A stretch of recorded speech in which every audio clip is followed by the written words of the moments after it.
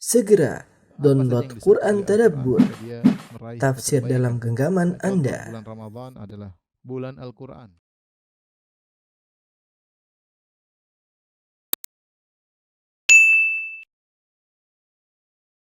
Bismillahirrahmanirrahim. Assalamualaikum warahmatullahi wabarakatuh.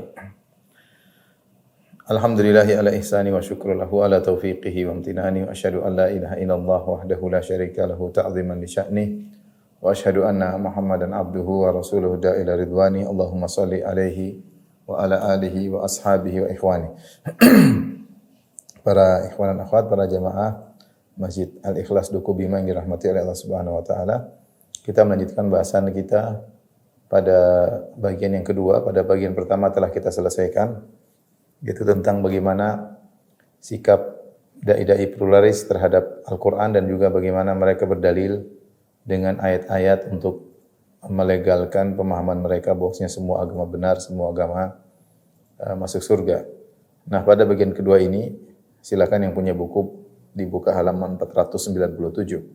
Pada bagian kedua ini mereka akan kita bahas tentang bagaimana sikap mereka terhadap hadis-hadis Nabi sallallahu alaihi wasallam dan bagaimana mereka berdalil dengan hadis-hadis Nabi untuk melegalkan pemahaman mereka.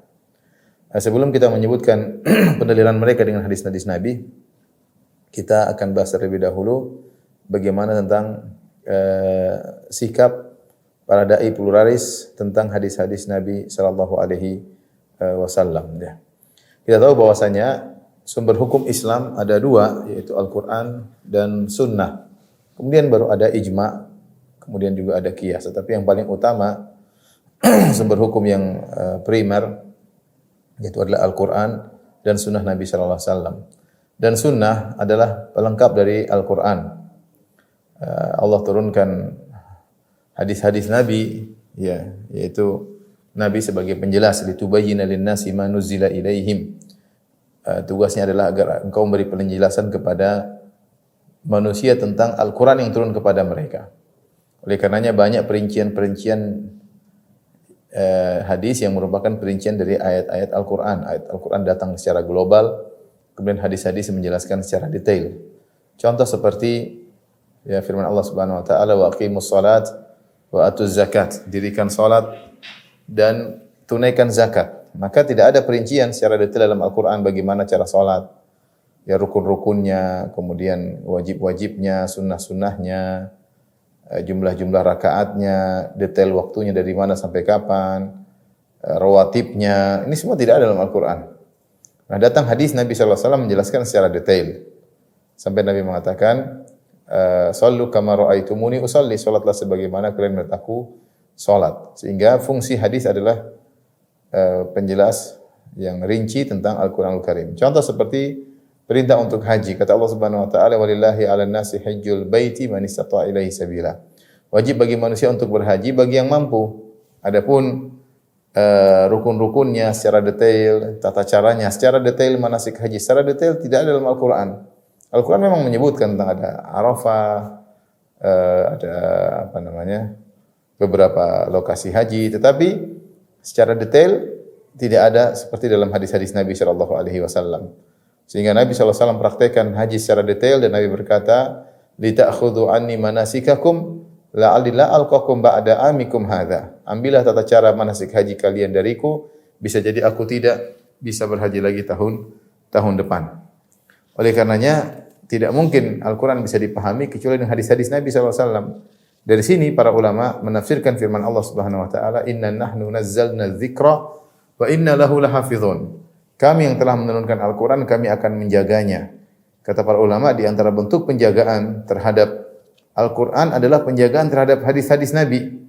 Karena Al-Quran tidak bisa dipahami kecuali dengan hadis-hadis Nabi. Ya, di antara bentuk penjagaan terhadap hadis-hadis Nabi, maka Allah Subhanahu wa taala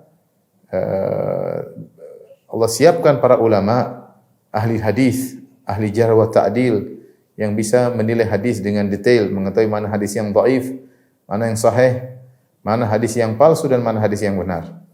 Ya, para ulama seperti para ahli hadis ya, Imam Al-Bukhari, Imam Ahmad, Yahya bin Ma'in dan ahli-ahli hadis yang lainnya ya, Ibnu Abi Hatim, Yang mereka semua adalah pakar-pakar hadis yang bisa membedakan mana hadis yang Syu'bah bin Hajjaj dan banyak sekali mereka bedakan mana hadis dhaif, mana hadis yang sahih. Bagaimana sikap para dai pluralis terhadap hadis-hadis Nabi sallallahu alaihi wasallam?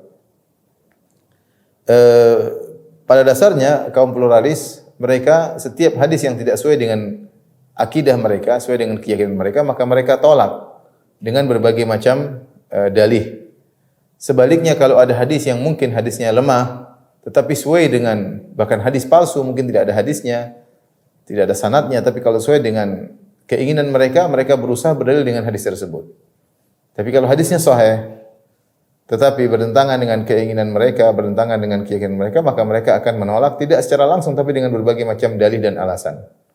Ya, mereka tidak serta-merta mengatakan hadisnya saya tidak terima. Mereka tidak berani, tapi mereka mencari alasan untuk menolak hadis tersebut dengan berbagai macam dalih. Insya Allah akan kita jelaskan. Ya. Dan mereka berusaha juga menghilangkan qadasah, yaitu istilahnya kesucian hadis dengan menimbulkan keraguan terhadap hadis-hadis Nabi sallallahu alaihi wasallam. Ya, maka di sini ada metode yang mereka lakukan bagaimana cara untuk menghilangkan atau membuat kaum muslimin ragu tentang hadis-hadis Nabi dan juga bagaimana menghilangkan kesucian hadis-hadis Nabi sallallahu alaihi wasallam. Ya. Ada beberapa syubhat. Jadi sikap mereka terhadap hadis Nabi sallallahu alaihi wasallam, sikap mereka adalah membuat ragu kaum muslimin terhadap hadis Nabi.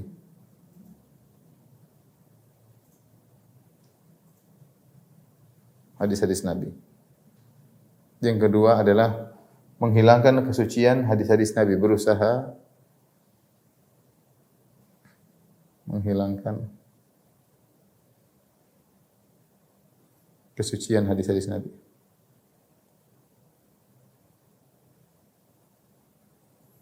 Baik, yang pertama yang kita bahas adalah tentang membuat ragu kaum muslimin. Ini ada syubhat-syubhat banyak tentang hal ini, syubhat-syubhat yang mereka lontarkan.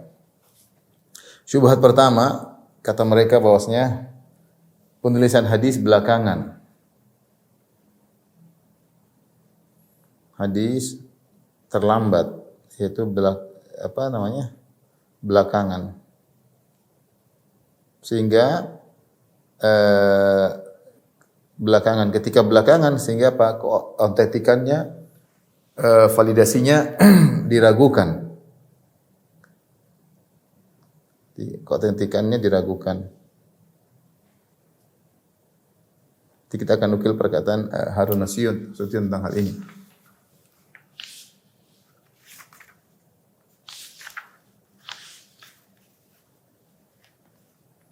Ini syubhat pertama yang mereka lontarkan. Yang kedua, mereka mengatakan misalnya syubhat kedua, hadis yang dipakai sebagai sumber hukum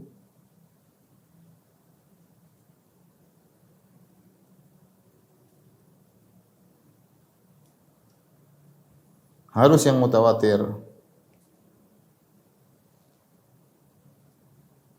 Mutawatir itu perawinya banyak, 10 orang atau lebih, 10 sahabat satu hadis harus meriwayatkan 10 sahabat, di bawah 10 juga banyak tabi'in ya.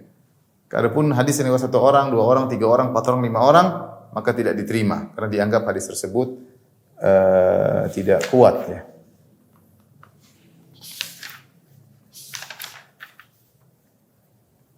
Kemudian di antaranya mereka mengatakan juga syubhat. Ini semua untuk menimbulkan keraguan. Kata mereka banyak hadis-hadis bertentangan dengan Al-Quran.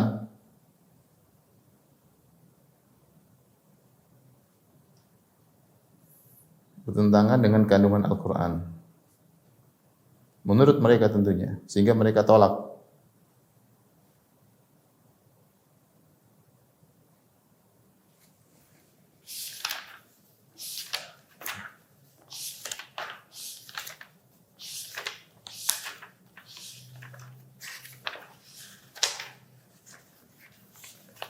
Inilah tiga syubhat yang insyaallah akan kita bahas pada kesempatan kali ini ya.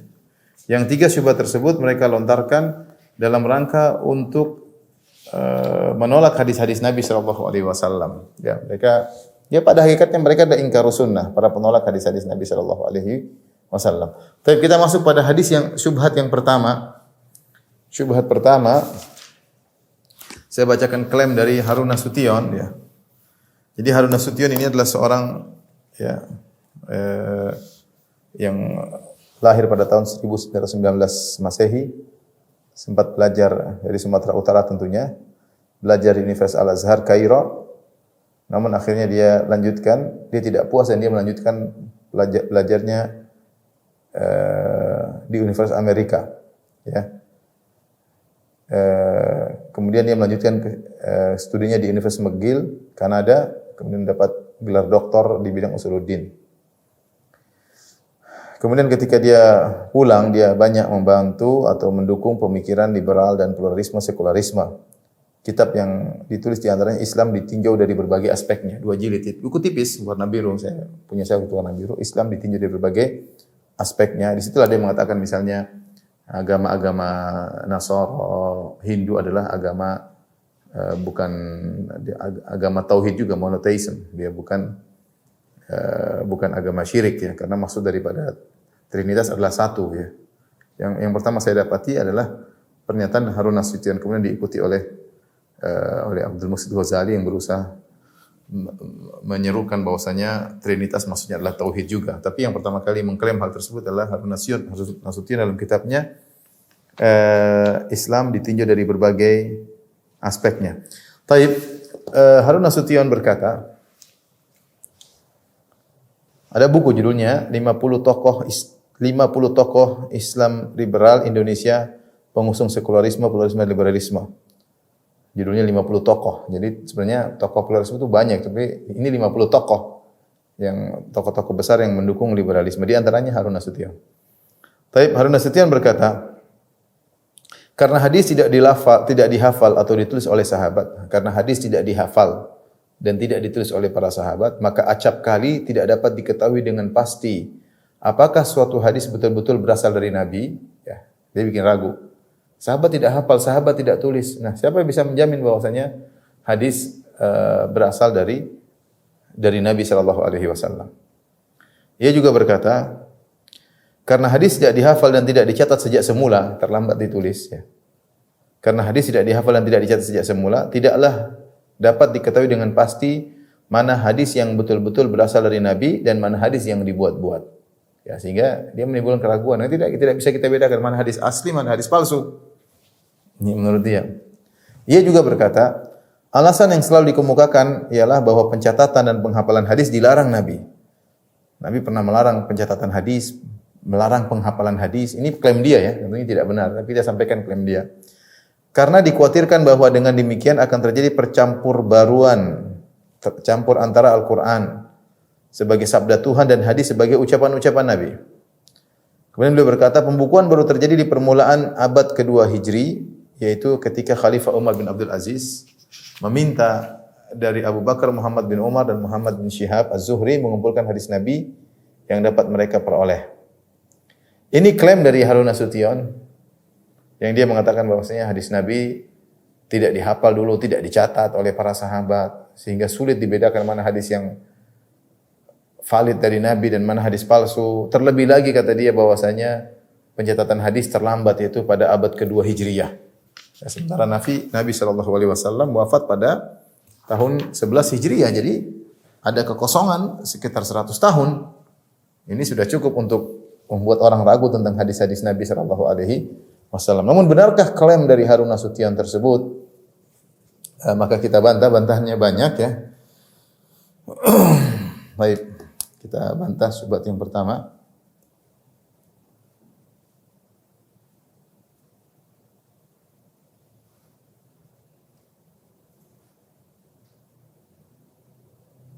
Bantahan terhadap syubhat pertama.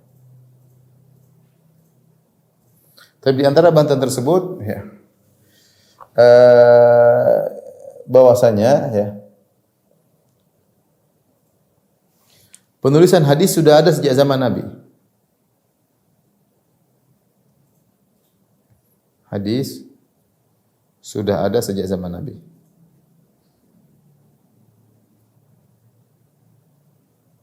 Ya, itu penulisan oleh para sahabat. Oleh para sahabat. Dilihatkan hal ini banyak didapati di Sahifat Ali misalnya. Didapati apa aja ada Sahifat Ali. Yaitu Ali bin Abi Thalib punya lembaran ya. Yang dia tulis hadis di situ ya. Di antaranya dalam hadis dalam Sahih Bukhari bab penulisan ilmu hadis nomor 111 berkata Abu Juhaifa qultu li Ali bin Abi Thalib hal indakum kitabun, apakah engkau punya kitab? Qala la illa kitabullah au fahmun u'tiyahu rajulun muslim, hanya Al-Qur'an yang ada padaku dan juga pemahaman yang diberikan kepada seorang muslim, au ma fi hadhihi sahifah, dan apa yang tertulis pada lembaran ini. Qultu ma fi hadhihi sahifah, ada apa yang tertulis dalam lembaranmu wahai Ali bin Abi Thalib. Jadi Ali punya lembaran-lembaran tertulis hadis. Dia mengatakan qala al-aqlu wa fikakul asir wa la yuqtalu muslim bi kafir. Itu hadis Nabi yang dia catat. Yaitu tentang masalah tebusan, masalah pembebasan tawanan-tawanan dan bahwa seorang muslim tidak boleh dibunuh sebagai qisas dari pembunuhan seorang kafir. Pernyataan ini al-aql wa fikakul asr wa la yuqtal muslim bi kafir, seorang muslim tidak dibunuh karena qisas karena membunuh orang kafir, maka ini tercatat dalam Sahifat Ali bin Abi Thalib radhiyallahu taala anhu ya. Ini dalil bahwasanya Ali menulis ya. Kemudian juga di antaranya Sahifat Abdullah bin Amr bin As.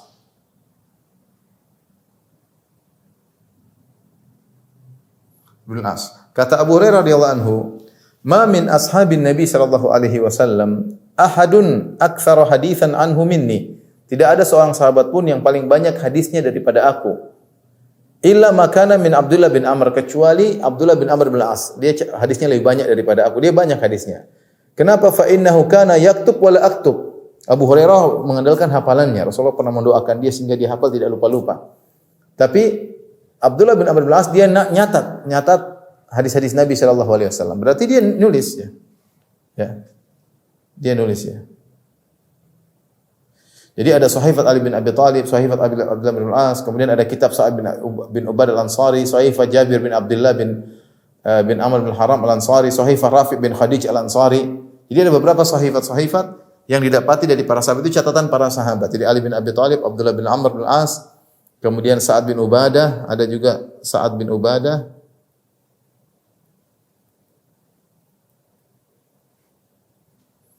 Kemudian ada juga sahifat, itu catatan Rafi bin Khadij Al-Ansari. Jadi penulisan hadis sudah ada sejak zaman Nabi sallallahu alaihi wasallam. Kemudian juga dalam riwayat Nabi pernah sallallahu alaihi wasallam pernah memerintahkan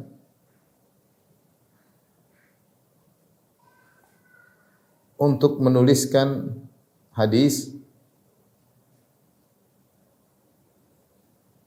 untuk Abu Syah ya. Jadi dalam hadis ya, ketika terjadi suatu permasalahan, kemudian disebutkan dalam hadis faja'a rajulun, dari hadis Abu Hurairah, faja'a rajulun min ahli Yaman. Rasulullah setelah jelaskan tentang hukum-hukum, ada seorang laki datang dari Yaman, dia berkata, "Uktub li ya Rasulullah." Ya Rasulullah, tolong tulis apa yang kau sampaikan tadi tentang hukum-hukum. Maka Rasulullah SAW berkata, "Uktubu li Abi Fulan." Itu uktubu li Abi Syah. Tolong tuliskan apa yang sampaikan tadi buat si Fulan. Disuruh catat, suruh kasih sama orang Yaman tersebut. Ya, ini menunjukkan bahwasanya Rasulullah SAW memerintahkan untuk menulis hadis kepada Abu Syah. Ya. Kemudian juga Rasulullah SAW ketika sakit, beliau juga pernah minta untuk menulis ya. Ketika sakit, yang ketiga,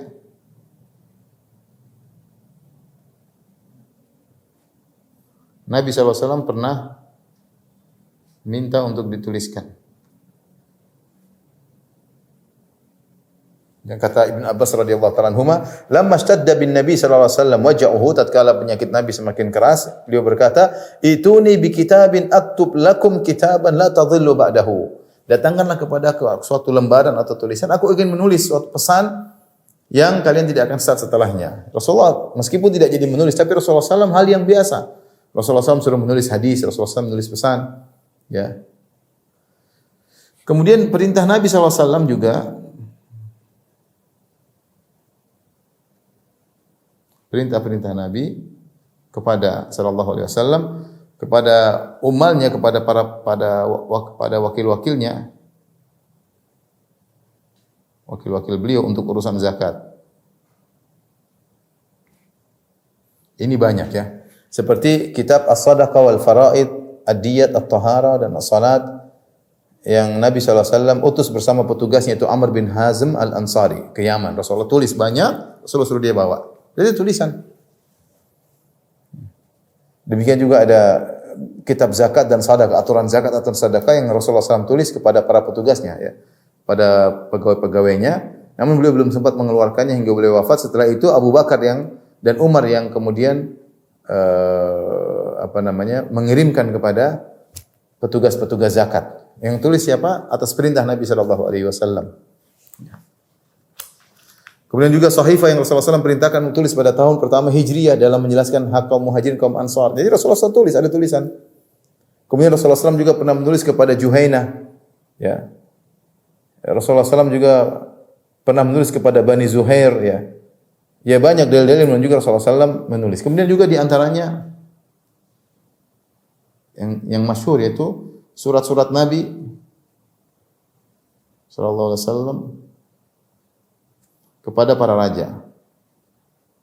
Seperti Nabi mengirim surat kepada Heraklius, Nabi sallallahu alaihi wasallam kirim surat kepada Al-Muqawqis di Mesir, Heraklius di Romawi ya. Kemudian Rasulullah SAW mengirim surat kepada raja-raja, kepada raja Persia ya. Demikian juga ya di mana Rasulullah menyuruh mereka untuk masuk Islam.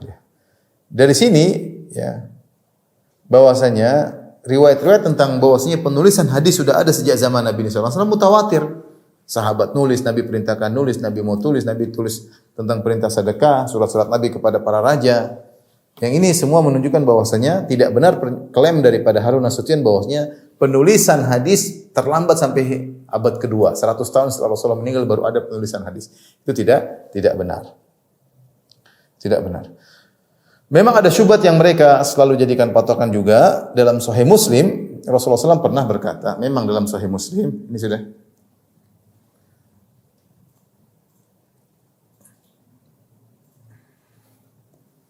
Dalam Sahih Muslim, ya.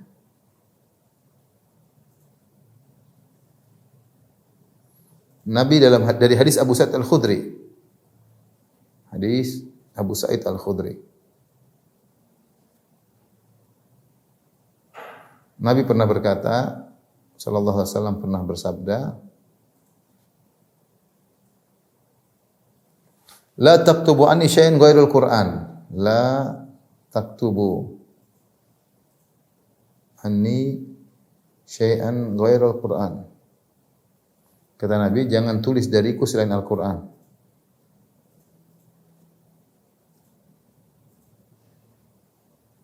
Seakan-akan Nabi melarang penulisan hadis ya. Namun hadis ini ya kita harus kompromikan apa maksud daripada hadis ini, dan ini sudah dijelaskan oleh Ibnu Hajar rahimahullahu taala dengan penjelasan yang gamblang dalam Fathul Bari jilid 1 halaman 209. Ya. Di antaranya Ibnu Hajar mengatakan bagaimana komprominya ya. Maksudnya adalah dilarang ketika waktu nuzul Quran, dilarang catat, ini diantaranya, dilarang catat selain Quran ketika Quran sedang turun. Yaitu ketika wahyu sedang turun, Nabi bilang jangan catat yang lain. Nanti kalau sudah selesai, silakan catat yang lain. Kenapa? Khawatir tercampur baur. Ini di antara taujihnya atau arahan dari Ibnu Hajar yang mengatakan bisa jadi di larangan tersebut. Karena kita tadi sudah sebutkan secara mutawatir, hadis-hadis banyak ditulis di zaman Nabi SAW. Nabi suruh tulis hadis, Nabi suruh tuliskan buat si fulan, Nabi pingin catat, para sahabat nyatat, Nabi kirim surat. Ya berarti catatan ada. Terus kenapa Rasulullah mengatakan la taktubu anni syai'an ghairil Quran? Jangan tulis dariku selain Al-Quran. Maka Ibnu Hajar mengatakan maksudnya ketika wahyu sedang turun jangan tulis yang lain karena Rasulullah punya kutabul wahyi, para sekretaris pencatat wahyu. Jadi ketika turun Jibril bawa ayat, Nabi menyampaikan mereka catat. Nah, jangan catat yang lain ketika itu. Kalau sudah selesai, silakan catat yang lain.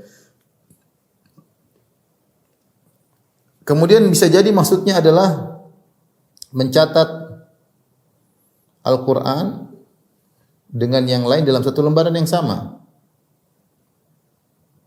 Dalam lembaran yang sama. Seperti sebagian sahabat ada yang mencatat, kemudian mereka mungkin tulis di sampingnya, disangka Al-Quran bisa jadi. Maka Rasul larang, jangan kalau kamu sedang catat Al-Quran di lauh di satu lembaran, jangan catat yang lainnya. Karena kalau catat lainnya di lembaran, kalau mau catat di lembaran yang lain, artinya di buku yang lain. Jangan kau catat Al-Quran dengan yang lain dalam satu lembaran. Khawatirnya kecampur. Intinya Rasulullah SAW khawatir Al-Quran kecampur. Ya.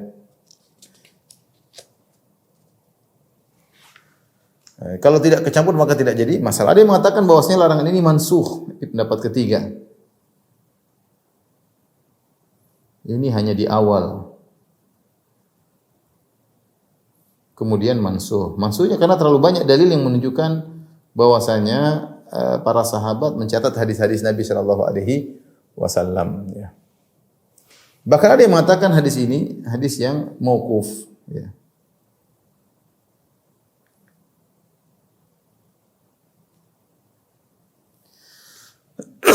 Hadis ini mauquf. Mauquf artinya bukan perkataan Nabi tapi dari Abu Sa'id Al-Khudri.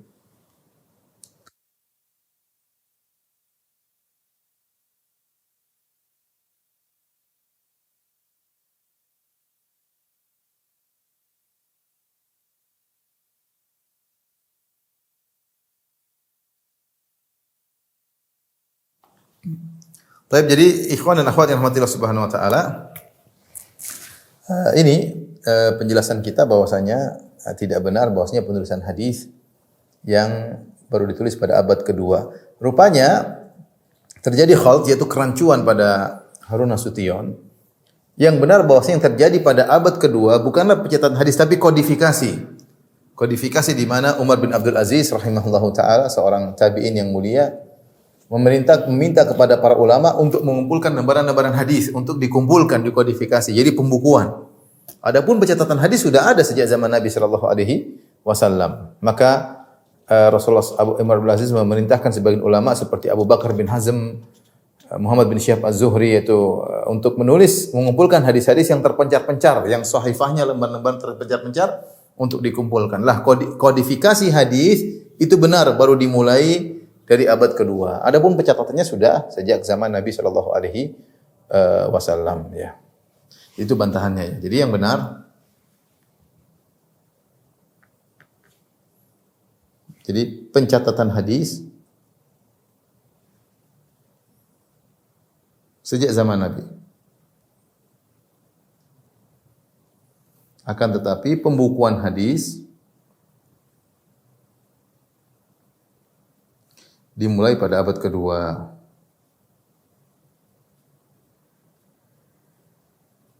Mulai dari abad kedua. Sama seperti Al-Quran. Al-Quran baru dikodifikasi sejak Nabi meninggal dunia. Baru kemudian di zaman Abu Bakar mulailah pengkodifikasian Al-Quran. Kenapa? Karena di zaman Nabi tidak mungkin Al-Quran dikumpulkan. Karena Al-Quran selama Nabi masih hidup, masih ada nasikh dan mansukh. Bisa jadi ada ayat yang dihapus, diganti ayat yang lain. Bisa jadi turun ayat dimasukkan seperti firman Allah, wattaqu yawman turja'una fihi ila Allah. Ini termasuk ayat terakhir yang turun kata sebagian ahli tafsir. Ayat terakhir turun adalah firman Allah, wattaqu yawman turja'una fihi ila Allah. Salah satu ayat dari surat Al-Baqarah. Jadi kalau turun ayat, Rasulullah suruh masukkan di bawah ayat ini. Jadi Al-Quran bukan turun, sebagian Al-Quran memang langsung satu surat turun. Tapi sebagiannya per ayat. Nanti Rasulullah yang susun, oh ayat ini taruh di bawah ayat ini. Oh ayat ini setelah ayat ini. Seperti ayat terakhir, wattaqu yawman turja'una fihi ila Allah. Ya. Itu adalah satu ayat dari surat Al-Baqarah. Ayat keberapa kita lihat?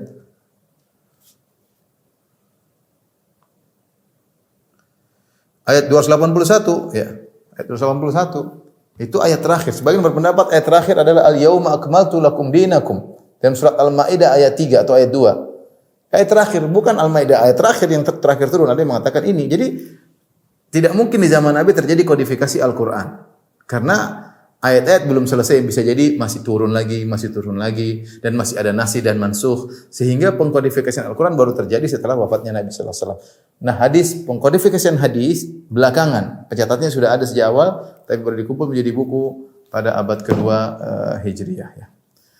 Itu pun banyak para sahabat yang menghafal hadis. Tadi Abu Hurairah termasuk, dia mengatakan tidak ada orang lebih banyak hadisnya daripada aku selain Abdullah bin Amr bin As. Tidak ada. Kenapa? Li'annahu yaktub wa la aktub. Karena dia nyatat, aku tidak catat.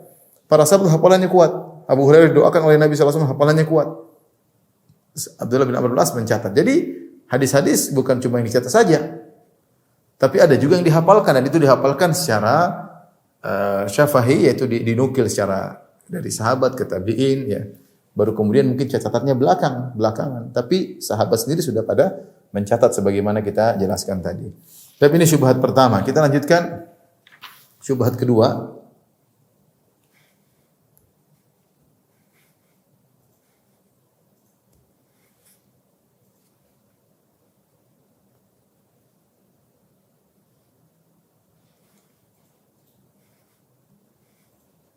Syubhat kedua. Hadis tidak diterima kecuali yang mutawatir. Kecuali yang mutawatir. Hadis secara jumlah perawinya, hadis ada dua model periwayatan. Model periwayatan hadis. Ya.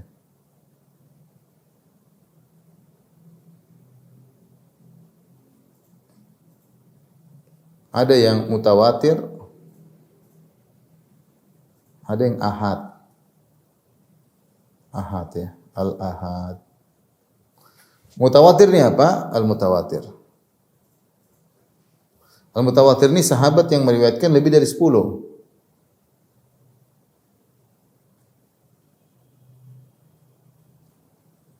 Meriwayatkan satu hadis minimal 10 orang. Selain itu, bukan cuma sahabatnya, kalangan tabi'in pun demikian. Demikian juga generasi setelahnya. Demikian juga harus lebih banyak lagi. Generasi setelahnya itu para tabi'in.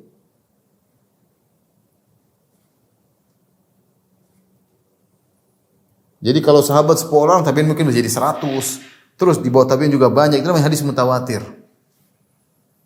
Hadis ahad yaitu yang meriwayatkan, sahabat yang meriwayatkan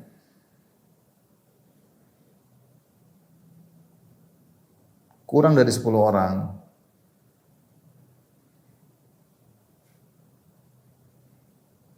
Kurang dari 10 orang, bisa 7, bisa 5, bisa 3, bisa 2, bisa 1 orang.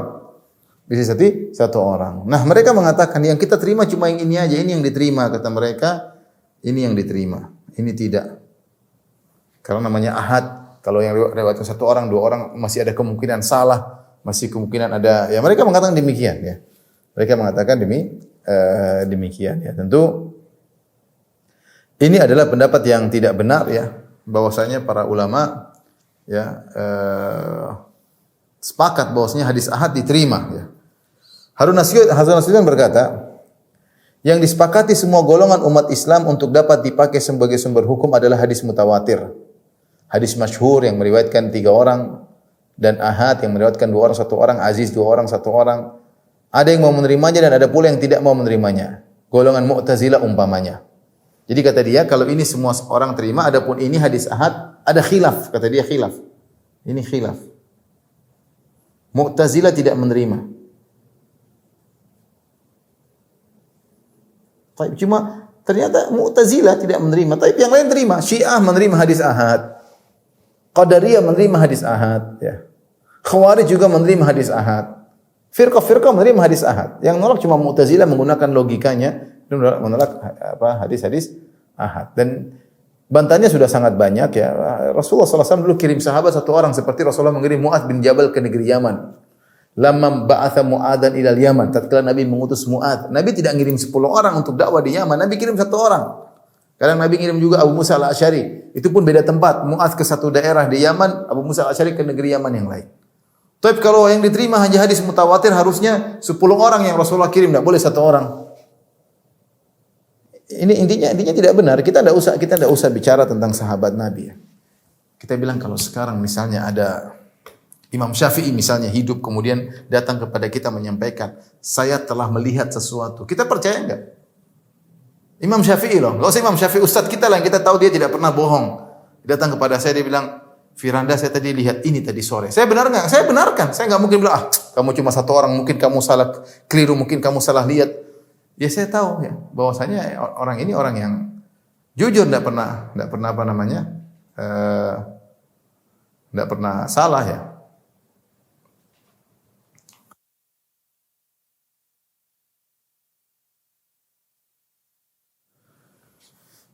Jadi apalagi misalnya yang datang misalnya ulama Syekh bin Baz, kemudian guru-guru kita ya. Satu orang ini kita percaya, apalagi tingkatan seperti sahabat Abu Bakar, Umar, Utsman, Ali, Anas bin Malik yang orang terkenal ya. Para ulama, para sahabat mulia, mereka kalau sampaikan mereka terpercaya ya. Jadi persyaratan harus 10 orang ini tidak benar jadi. Nah, yang jadi masalah hadis yang mutawatir itu ini kurang lebih jumlahnya cuma 5% mungkin, enggak sampai 5% dari total hadis.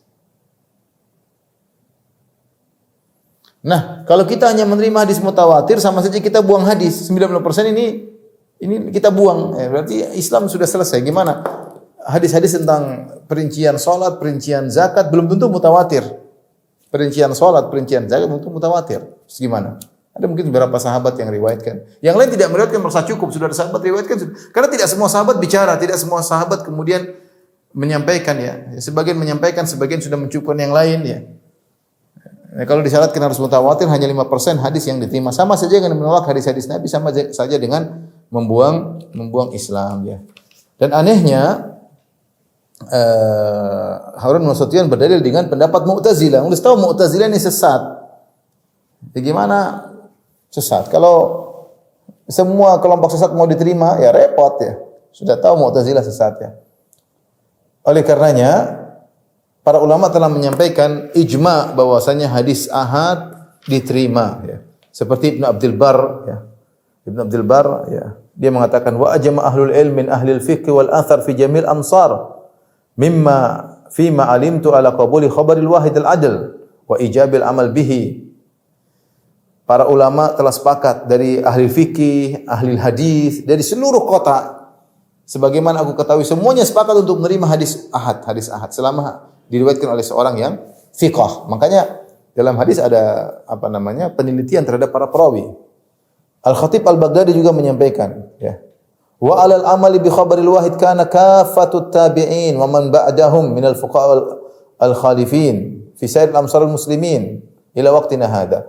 Mengamalkan hadis ahad adalah pendapat seluruh tabi'in dan setelah mereka dari kalangan fuqaha yang belakangan di seluruh kota sampai waktu kami ini.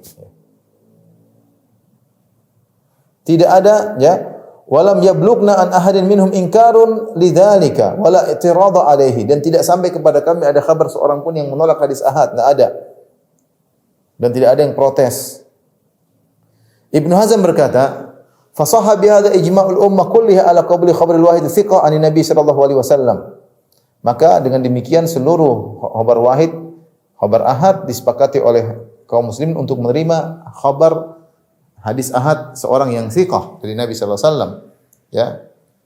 Kemudian kata beliau semuanya yajri ala dzalika kullu firqatin fi ilmiha ka ahli sunnah. Semua firqah menerima hadis ahad. Ahlu sunnah wal khawarij, orang khawarij, Syiah dan Qadariyah. Hatta hadatha mutakallimul mu'tazilati ba'dal mi'ah min at-tarikh fa khalaful ijma'. Sampai kemudian muncullah ahli kalam dari kalangan Mu'tazilah, maka kemudian mereka menolak hadis-hadis ahad. Ya. Dan ini ijma para ulama ya bahwasanya hadis ahad diterima, tidak menyelisihinya kecuali orang-orang Mu'tazilah kemudian dijadikan pegangan oleh Harun Nasution untuk menolak hadis-hadis ahad. Saya katakan tadi hadis mutawatir tidak sampai 5%, hadis ahad yang mungkin 90% lebih. Kalau kita bilang hanya menerima hadis mutawatir, semua kita tolak. Hadis tentang cerai, hadis tentang nikah, semuanya ahad. Tidak semua hadis mutawatir, betul cuma sedikit, tidak banyak. Ya. Tidak banyak. Seperti mimma tawatara haditsu man kadzab wa man bana alaihi masjidan man bana lillahi masjidan, kemudian wa ru'yah syafa'atun wal khawdu wa mas'al khufaini wa hadhi ba'dhu. Di antara hadis mutawatir misalnya hadis tentang man kadzaba alaihi muta'ammidan fa yatba'u maq'adahu minan nar, siapa yang berusaha atas namaku siapkan kaplingnya di neraka. Hadis tentang barang siapa bangun masjid karena Allah bangunkan dia bagi dia istana di surga. Ini hadis mutawatir. Contoh lagi seperti hadis tentang syafaat, bahwasanya akan ada syafaat pada hari kiamat. Hadisnya juga mutawatir. Ru'yah, hadis melihat Allah Subhanahu wa taala pada hari kiamat kelak diriwayatkan sekitar 26 sahabat. Hadis tentang Al-Haud, tentang telaga Nabi, bahwasanya ada pada telaga Nabi pada hari kiamat kelak diriwayatkan sekitar 50 sahabat. Kemudian hadis al-mas'al al-khufain, bahwasanya kalau orang sudah pakai khuf tidak perlu dia buka ketika dia wudu, cuma diusap atasnya, diriwayatkan sekitar 80 sahabat. Tapi tidak banyak hadis yang seperti itu. Rata-rata hadis diriwayatkan 1 sahabat, 2 sahabat, 3 sahabat, 5 sahabat. Jarang yang sampai puluhan, jarang, ya. Oleh karenanya kalau kita hanya terima yang mutawatir maka sedikit yang kita terima. Taib syubhat yang ketiga, mudah-mudahan masih ada waktu.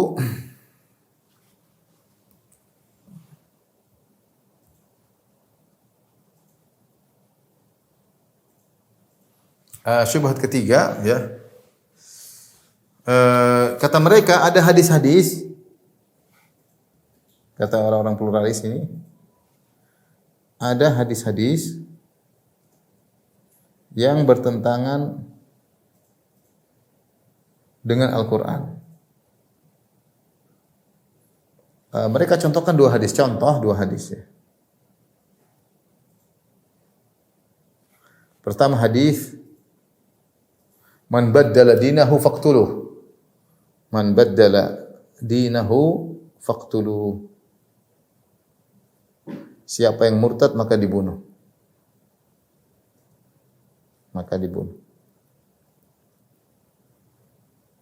Hadis yang kedua, hadis Abu Thalib di neraka.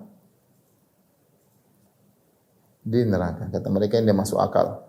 Mereka bilang, di dalam Al-Quran orang baik dapat, Abu Thalib baik banget membela Nabi SAW, bagaimana bisa di neraka. Ya, ini di antara contoh mereka mengatakan ada hadis-hadis yang bertentangan dengan Al-Quran. Pertama tentang hukum orang murtad, kata Nabi, man baddala dinahu faqtuluh. Hadis riwayat Bukhari. Ya, barang siapa yang merubah agamanya maka bunuhlah. Tapi saya bacakan misalnya perkataan Abdul Muhsin Ghazali tentang hadis barang siapa yang murtad dibunuh. Kata dia, hadis ini menunjukkan begitu seorang masuk Islam seakan-akan ia masuk dalam perangkap sehingga tidak bisa keluar lagi. Pemerangkapan seperti ini bertentangan dengan ajaran Quran. Allah tidak pernah menyuruh membunuh seorang orang muslim yang pindah agama. Quran tidak menentukan saksi hukum bagi orang murtad sebagaimana disebutkan sebelumnya. Tuhan memberikan kebebasan kepada manusia, mau beriman mau kafir terserah. Yang jelas adalah bahwa Quran tidak memberikan sanksi hukum bunuh terhadap orang murtad. Hukum bunuh terhadap orang pindah agama hanya ada dalam hadis. Jadi dia tolak di sini. Kenapa hadis ini sahih? Dia tidak bisa, ya sudah dia bilang bagaimana, tapi hadis ini Bukhari yang meriwayatkan, tapi bertentangan Al-Quran. Kemudian dia mulai memberi syubhat lagi. Kata dia, Taib mungkin saja sahih, tetapi itu mungkin terkait kebijakan saat itu saja. Dia nukil perkataan Quraisy. Abdul Muhsin Ghazali berkata, terkait dengan itu, berkaitan dengan pelarangan pindah agama, maka hadis-hadis tersebut harus dilihat sebagai bentuk kebijaksanaan di dalam menata suatu masyarakat. Itu di zaman itu saja. Bisa saja berlaku untuk masyarakat tertentu dan tidak untuk masyarakat lain. Bahkan menurut Quraisy Shihab, kebijaksanaan Rasul pun harus dilihat.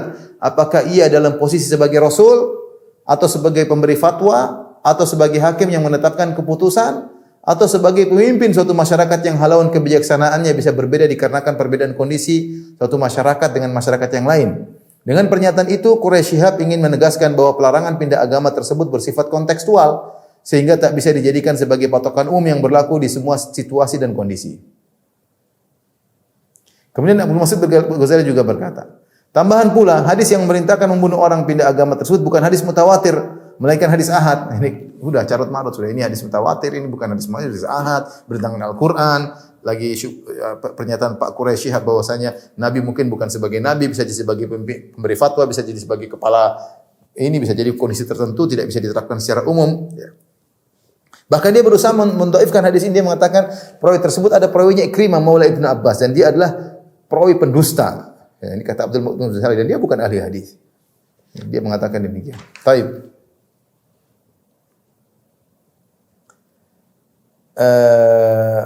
Kita bantah ya. Waktu kita sedikit ya. Pertama ijma, bantahan. Pertama hukum membunuh orang murtad ijma.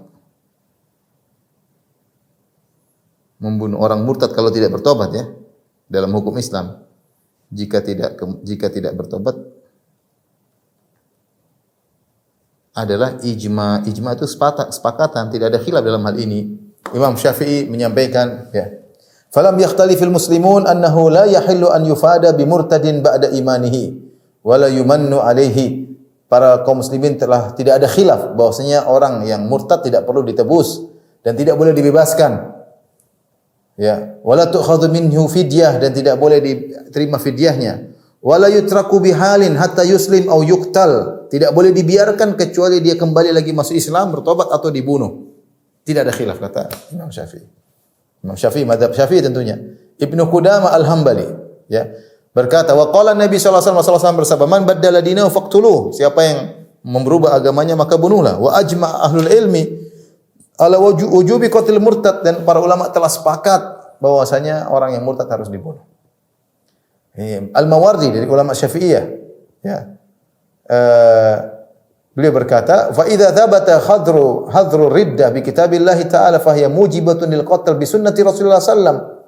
Kita tahu Al-Qur'an mengatakan murtad hukumnya haram, ya. Allah mengatakan, "Wa may yartadid minkum an dinihi fayamut wa huwa kafir, fa ulaika ashabun nar." Barang siapa yang murtad dari agamanya kemudian mati dalam kondisi kafir maka di neraka jahanam selama-lamanya. Dan mujibatun lil qatl bi sunnah. Adapun wajibnya dibunuh berdasarkan hadis Nabi kata Al-Mawardi wa ijma'i sahabatihi dan ijma' para sahabat. Ibnu Battal Al-Maliki juga berkata menjelaskan ya.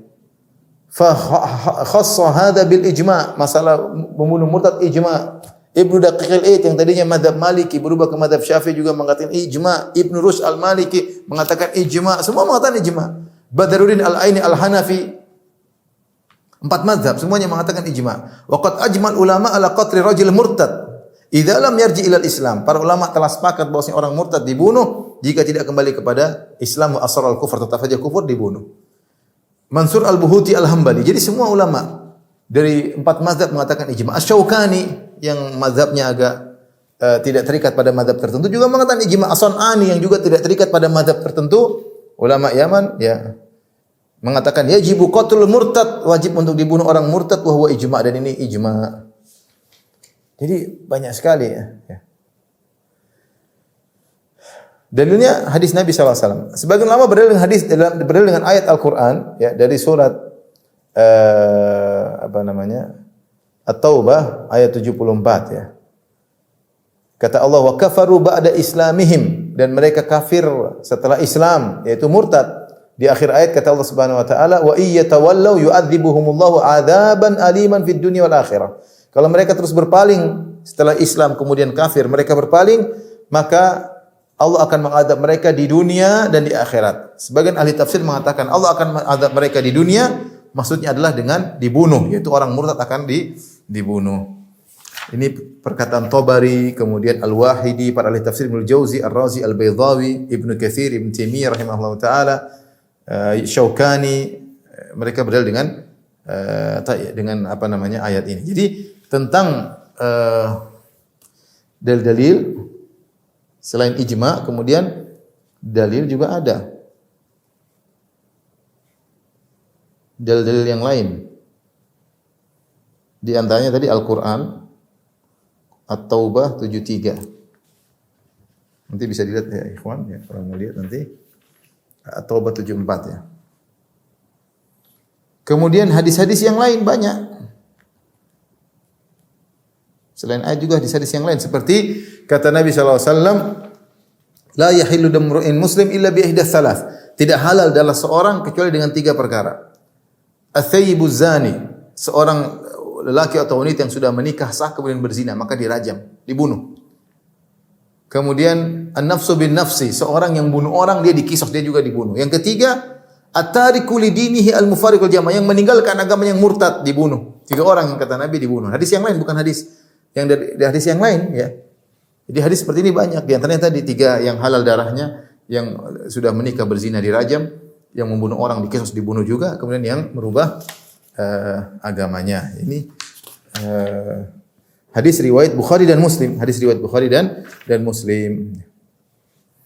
Kemudian hadis Abu Musa, hadis yang lain, anna rajulan tahawwada fa ata Muadz bin Jabal wa huwa inda Abi Musa. Ada seorang aslama tsumma tahawwada, dia masuk Islam kemudian dia masuk lagi ke agama Yahudi. Orang ini datang kepada Muadz bin Jabal. Dan ketika itu Muadz bin Jabal di sisi Abu Musa al-Asy'ari itu di Yaman, Muadz bin Jabal qadhi. Maka Muadz berkata, "Mali hadza? Kenapa orang ini?" Maka Abu Musa berkata, "Aslama tsumma tahawwada." Dia masuk Islam kemudian berubah jadi Yahudi. Kata Muadz langsung, "La ajlis hatta aqtulahu." Saya tidak akan duduk sampai saya bunuh dia. Qada'ullahi wa rasulih sallallahu alaihi wasallam. Ini hukum Allah dan Rasulnya. Ini hadis riwayat Bukhari juga. Jadi Muadz menjalankan hukum dipraktekkan oleh Muadz. Murtad dibunuh, ya. Jelas perkataan Muadz 3 kali, la ajlis, aku tidak akan duduk hatta yuqtal, sampai orang ini dibunuh. Qada'ullahi wa rasul, ini keputusan Allah dan Rasulnya. Kemudian juga hadis keempat atau hadis ketiga, ya. Rasulullah memerintahkan untuk bunuh Ibnu Khattal. Ibnu Khattal ini murtad, ya. Maka Rasulullah SAW mengatakan, kalau kalian ketemu Ibnu Khattal di Mekah, bunuh dia meskipun dia bergantung kepada tirai Ka'bah, bunuh karena dia murtad. Di antaranya juga hadis dari Sa'ad bin Abi Waqqas, Rasulullah SAW pernah menyuruh untuk membunuh Abdullah bin Abi Sarah karena dia murtad. Abdullah bin Abi Sarah ini murtad. Dia tidak bunuh orang lain, dia murtad Islam kemudian dia murtad. Maka Nabi SAW suruh membunuh dia, tapi qadarullah kemudian dia minta syafaat dari Utsman, kemudian dia masuk Islam lagi sehingga tidak sempat dibunuh. Tapi Rasulullah sempat suruh dia dibunuh, namun dia bertobat sebelum dibunuh, ya. Jadi hadis-hadis tentang bahwasanya orang yang murtad dibunuh banyak, ya, bukan cuma tadi kita sebut ada 4 hadis. Selain hadis man baddala dinahu faqtuluh. Tadi ayat juga, ya.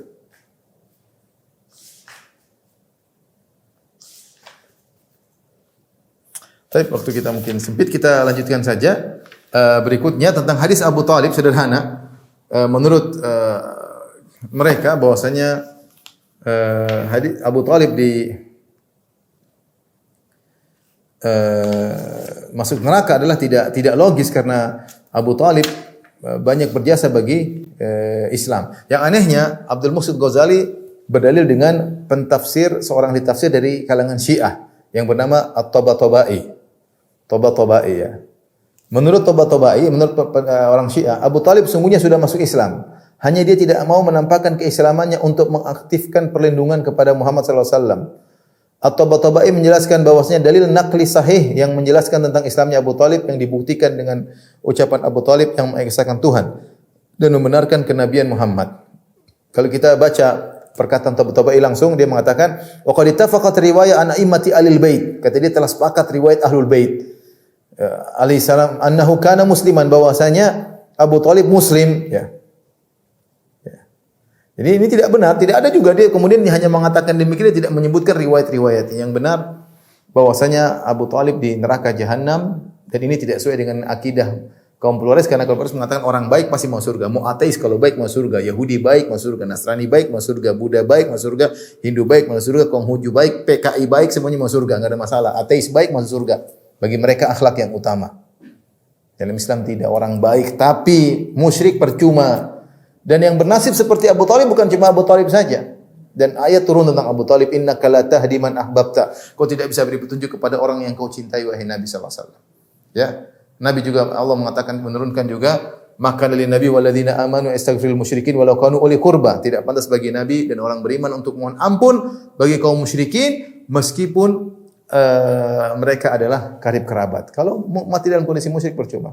Yang mengalami seperti Abu Thalib banyak orang baik masuk neraka. Contohnya Abdullah bin Jud'an dalam Sahih Muslim.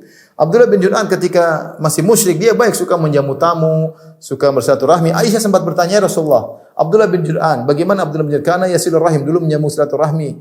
Dia dulu suka menjamu tamu, dia dulu begini. Kata Rasulullah sallallahu lam yakul yauman qat rabbi ghfirli khati'ati. Hal la anfa'uhu dzalik? Wahai Rasul, apakah kebaikannya bermanfaat baginya di akhirat? Kata Nabi, la, tidak bermanfaat. Dia tidak pernah mengucapkan sekalipun, ya Allah ampuni aku hari pembalasan, enggak ada. Dia tidak beriman. Percuma. Contohnya lagi, siapa? Amr bin al-Khuzai. Amr bin al-Khuzai, Ibnu Katsir menyebutkan dalam kitab Al-Bidayah wa Nihayah, bagaimana dia orang yang sangat baik, dermawan, suka beri makan kepada jemaah haji. Tapi dia yang pertama import kesyirikan kepada penduduk Mekah.